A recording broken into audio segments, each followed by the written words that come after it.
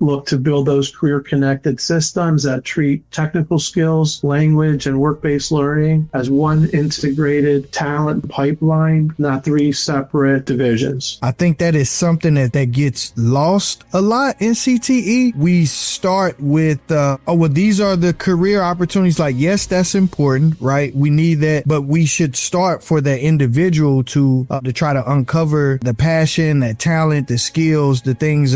Employers in healthcare, construction, business, public service all need these communication skills. So, and I also believe that it's critical, Sylvester, to our national defense. And what we've done is we began embedding actual language credential into our career and technical education pathways. You are listening to the Global CTE Podcast with your host, Sylvester Chisom. Welcome, my friends, to another episode of the Global CTE Podcast. I am your host, Sylvester Chisom.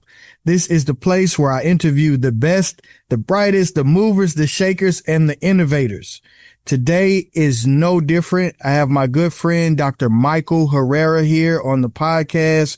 It's going to be an amazing episode.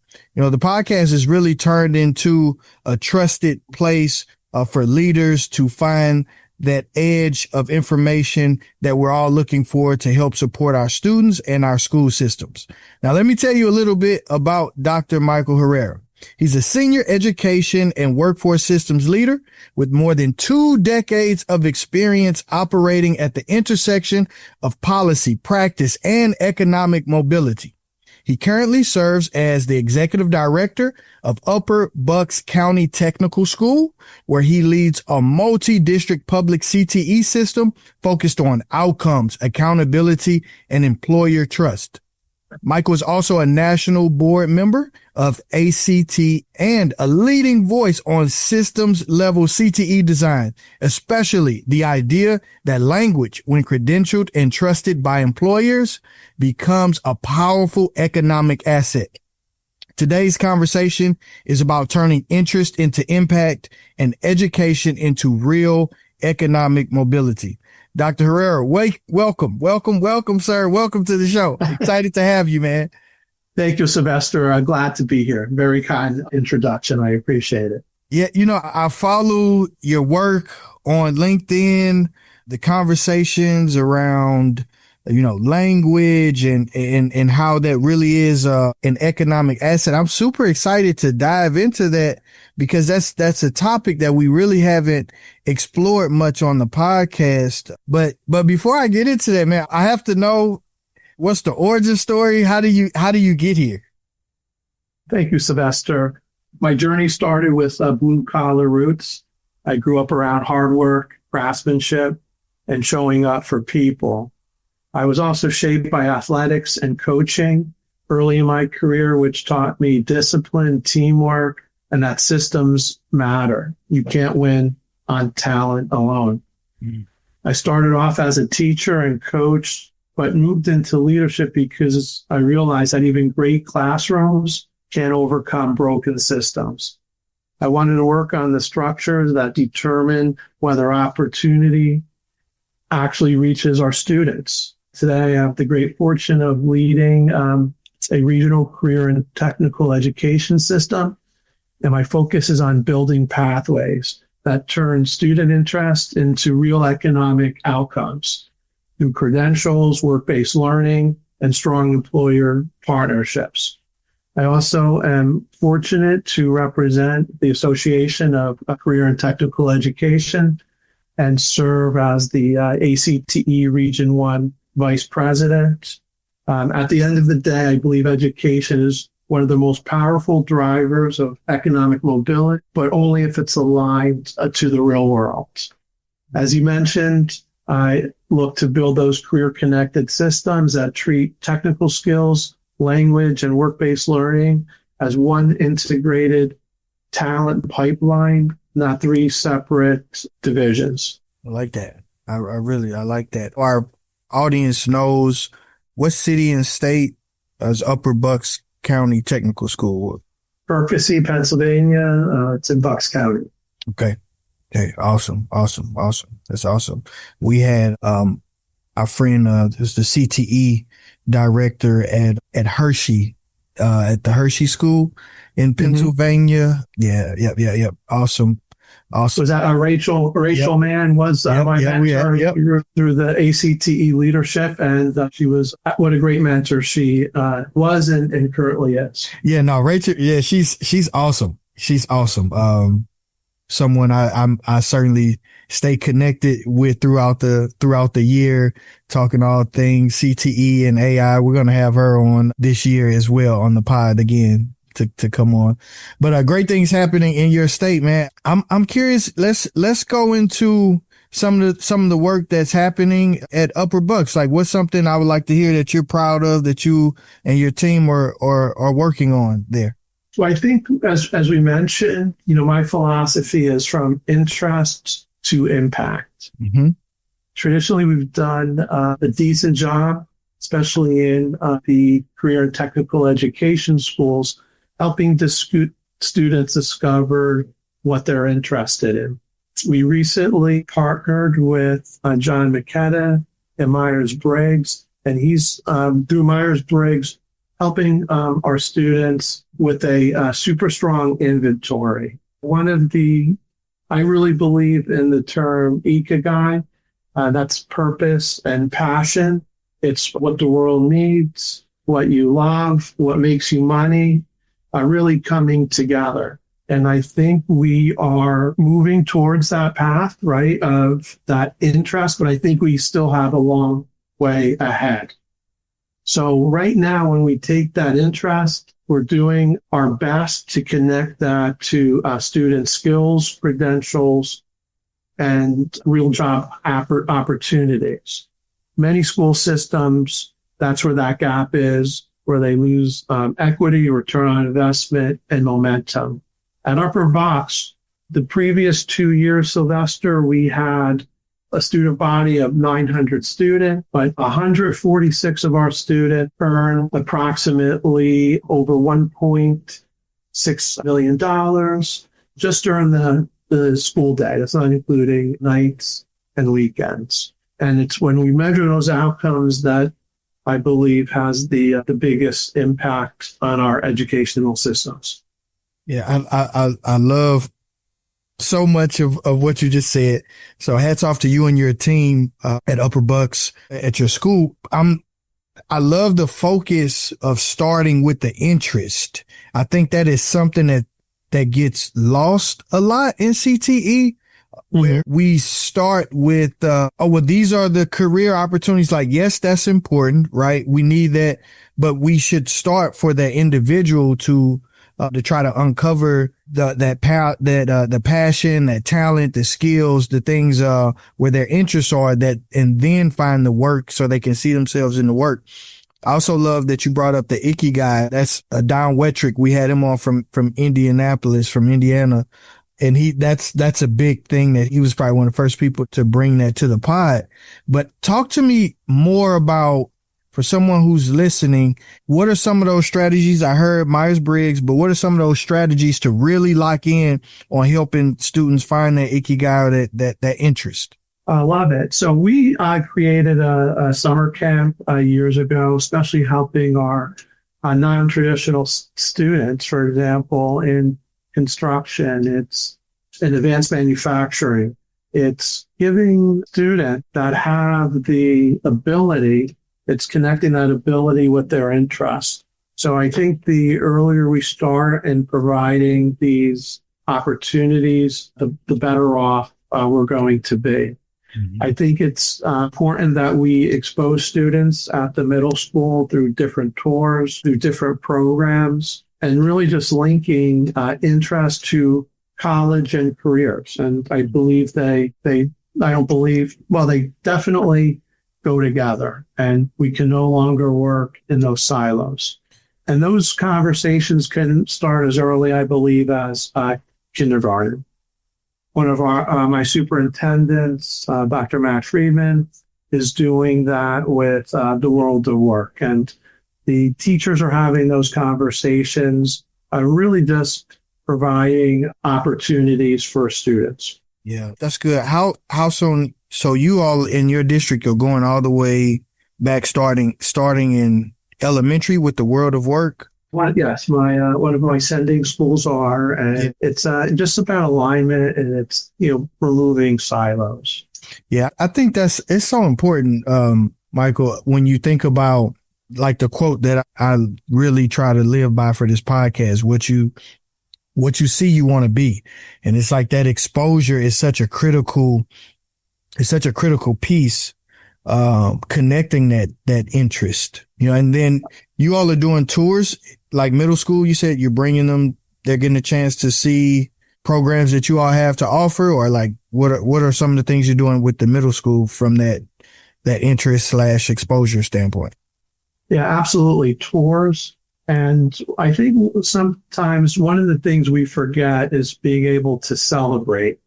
So for our, younger students, it's showing the success, my current students. So for example, Sylvester, during COVID, we needed to be able to set up health and safety plans for our students. So in Career Tech Ed, as you know, we're the front line. So from healthcare, and we make the world work. So while many of our students during COVID had an opportunity to go into the workforce and be very, very successful. So at that time, we brought the parents, and they met the mentors, they met the business. For many of our students, that was their first time job. And that turned into a signing day for us. So as soon as at that job site, and I think we're one of the few schools throughout the country that do that, that's our signing day.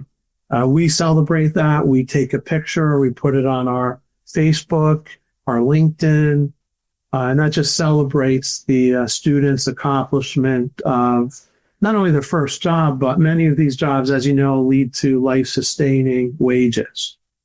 So round two, besides, was then we brought in, I have an excellent, one of the best school tour coordinators, Lisa Walk. We were a finalist in the Career Z Challenge, but she started putting signs around the businesses that say, we employ a UBCTS student. So imagine if you're in the community and you see these signs in these world-class companies over and over again, over 100 signs in our community. It builds momentum. And I think our students, our parents, and the community members say to themselves, hey, how can we get into that system? Talk to me a little about the industries that are displaying these signs, industries or the businesses in the community. Like what type of businesses? Okay. Advanced manufacturing, healthcare, dentist office, construction, the whole gamut. Some of our sending schools, one of my sending schools are hiring co-op students to work in with the diesel and in the school. So I believe, as you do that, CTE builds not only stronger individuals, but stronger community. And I think that's the power of career-connected learning. Okay, I've got so many questions. See, I want to stay on that celebration. I like that from a branding, a re-messaging, like the CTE programs in the community. I really like that. What are some of the jobs that the students are receiving? Can you share a little on that, like as it relates to the celebration? Yeah. So, as you know, in career technical education, many of our programs are hazardous. So here's a great example. One of our business industry partners, Broccolani, they are a international company. So our students were working on parts that were integral to our national defense, with hydro missiles, as an example. So we also have students that are working in the hospitals, in the dental offices, the whole gamut. Wow. So you have students. So these are high school students working in something that's connected to national defense with missiles? Yes. And I think if you go back and you study the history, at that time, it was vocational education. There was a person, and I wish I remember his name, but, vocational ed at that time, we not only prepare students for the real world, we provide those opportunities while they're in our school. So whether our students, even in our high schools that are working on the NASA Hunch project, they're building real parts that are going into space as part of the satellites.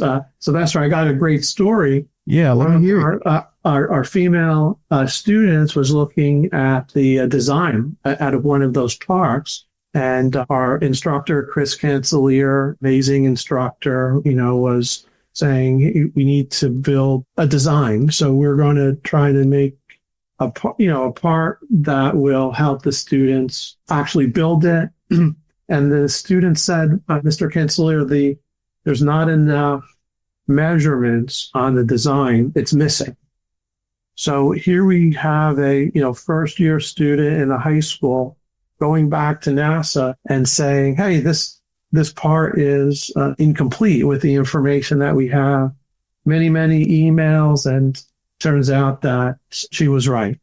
So especially with our right now climate, a lot of manufacturing coming back through ensuring, it's critical that we're preparing our students to be leaders, not only here in our region, the state, national, but also global leaders throughout the world. And I love that story there about the student working on the NASA hardware product and offering real feedback that, like, we need to do something better here. And turns out that she's right. That's awesome. Have you all had a long relationship with the NASA high school program?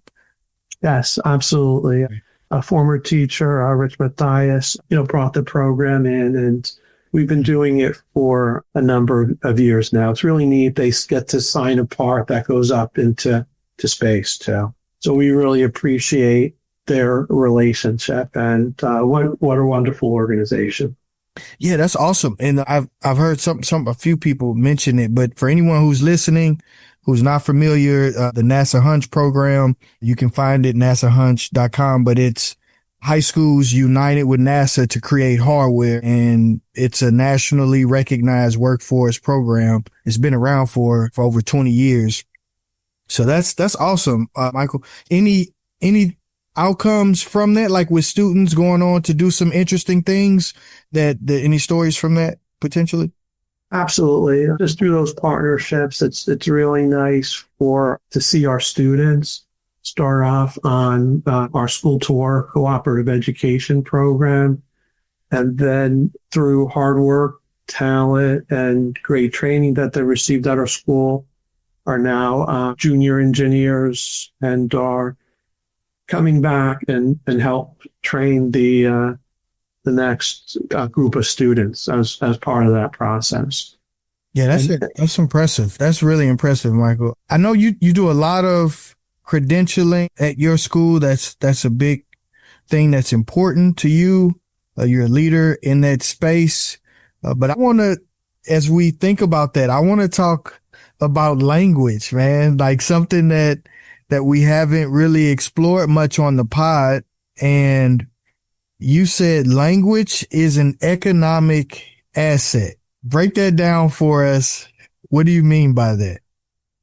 So right now, multilingual students are one of the most underleveraged workforce assets that we have. Employers in healthcare, construction, business, public service all need these communication skills.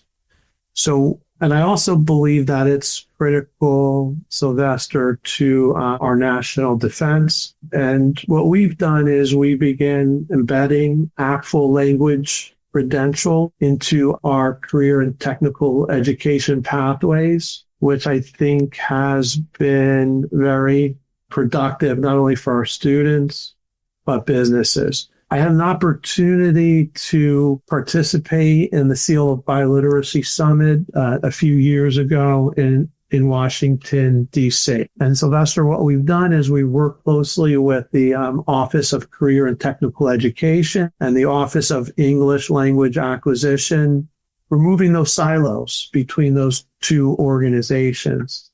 And as I sat on the stage with someone right in Pennsylvania, the Children's Hospital of Philadelphia, and she told me something that I remember to this day. There was 120 languages spoken there, 20 full-time translators, and there's still not enough.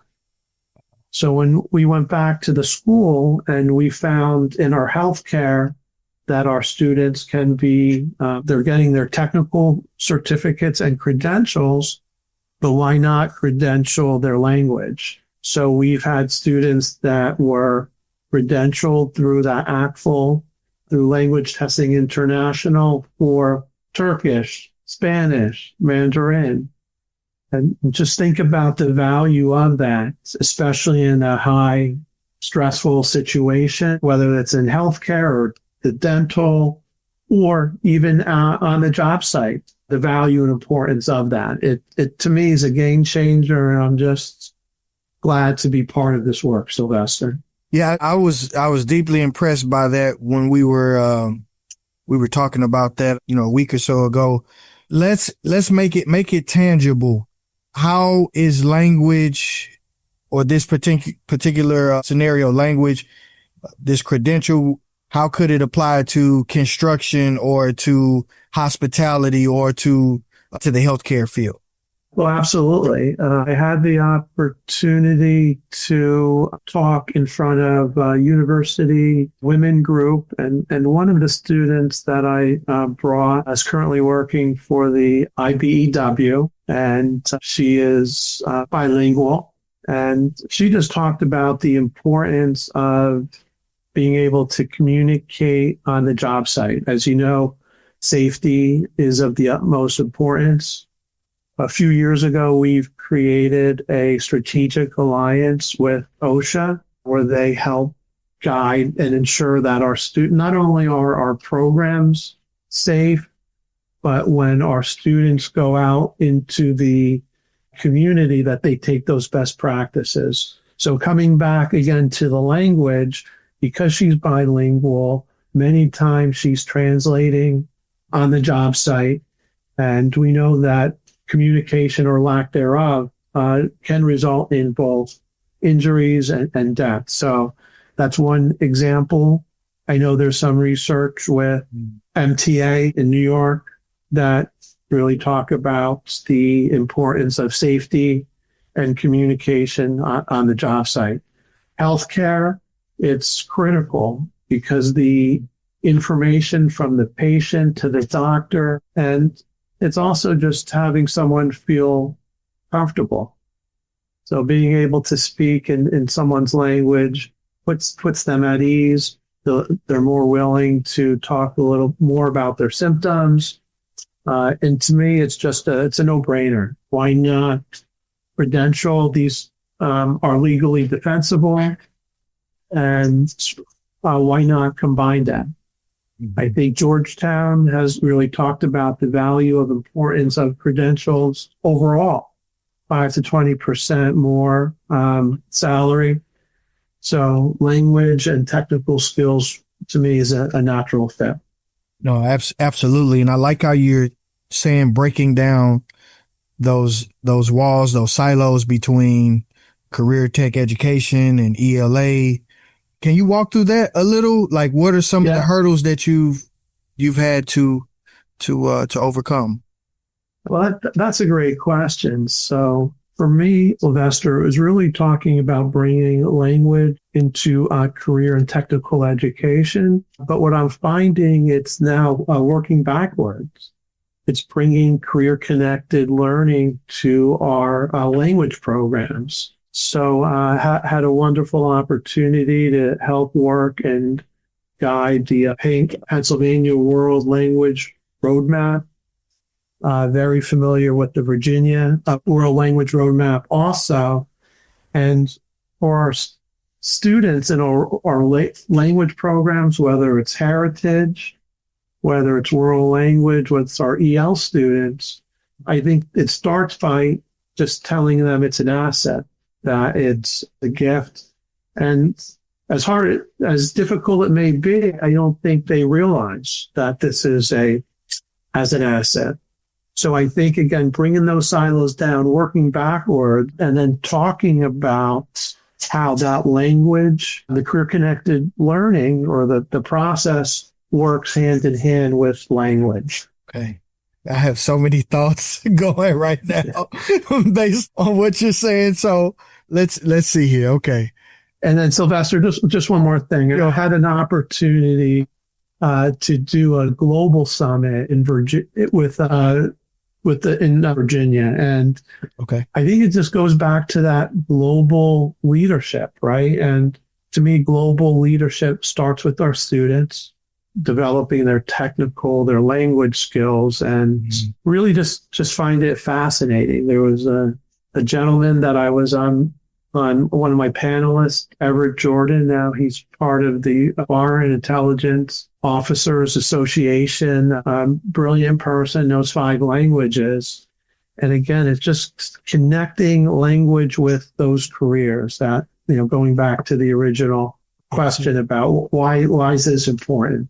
So that's interesting. You've brought up the value of language from healthcare to construction, all the way up to like national defense, from like you said, a foreign intelligence space where there's probably people who are native speakers of certain languages.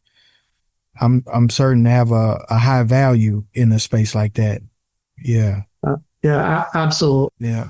I like how you said starting a conversation with ELA students that your language is a valuable asset, like versus the other way around. I think sometimes that's the feel from a lot of programs, that it's not, it's like, well, like English is important, but like lifting up the value of maybe the language that, like you said, maybe they're a native speaker.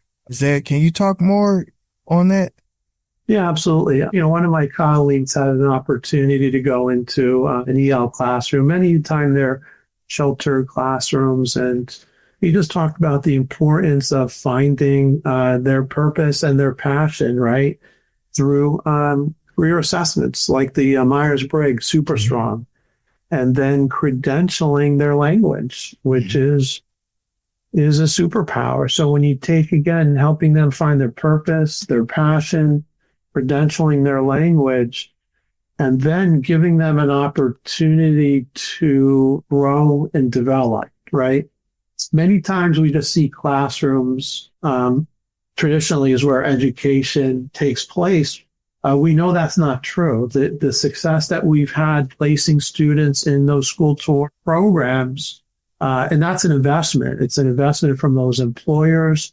It's investment from the students, investment from the parents. But those are game changers. I think, some of the statistics are glaring.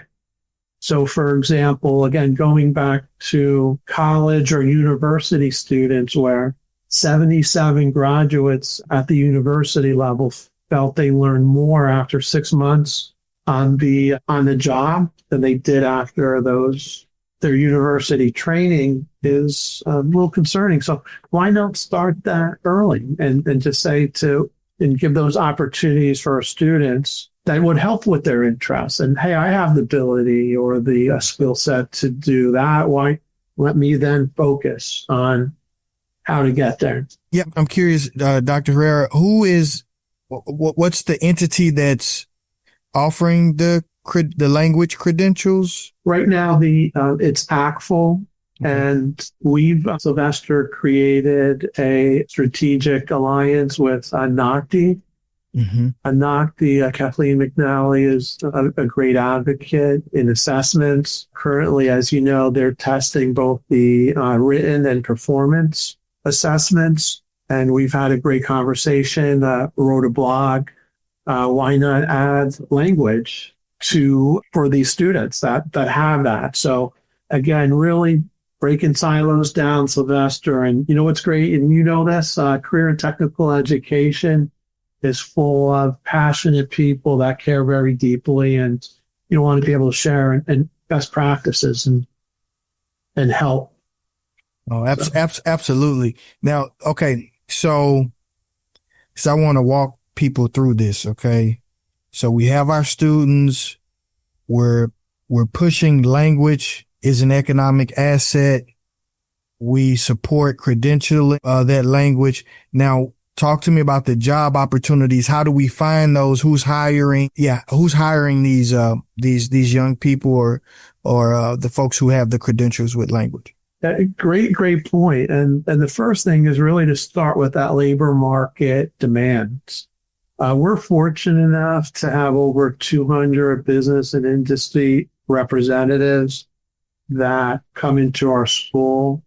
We have a great business partnership that is very, very connected. So again, it's bringing business and opportunities into the school.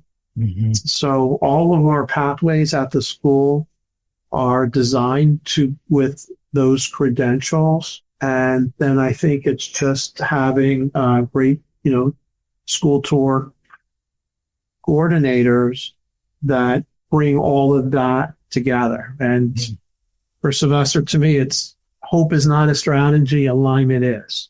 So once you just, follow that advice and, credentials, bring the community, bring the business leaders into your school, showcase that. We have, great students and great instructors.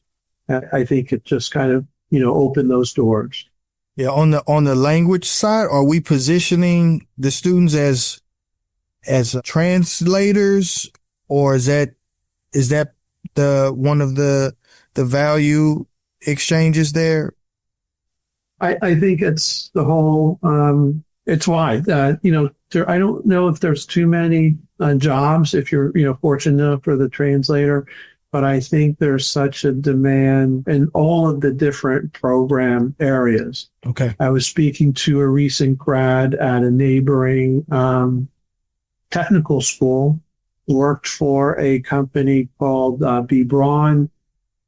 They're a German company, and he had to learn German, traveling there. So imagine whether students have those skill sets to begin with, just the value that they bring in all of our career pathways.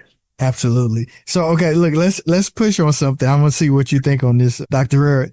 Should we be recommending to our audience, like our CTE folks, like schedule a meeting with your world language coordinator, like talk about some opportunities to collaborate?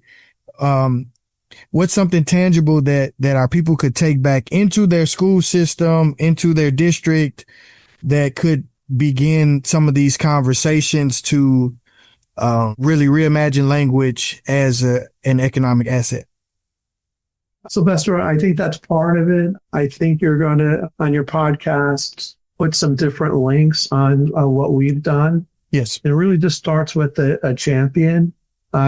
Those conversations, I agree, between the language instructors and the EL and the CTE should be aligned. But right now, really, it just takes a champion. Yeah. And a champion is to just what we did.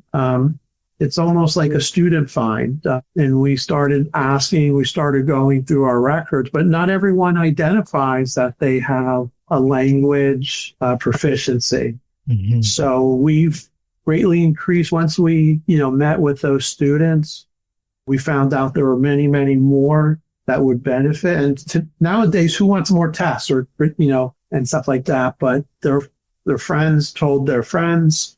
And that's what it started with.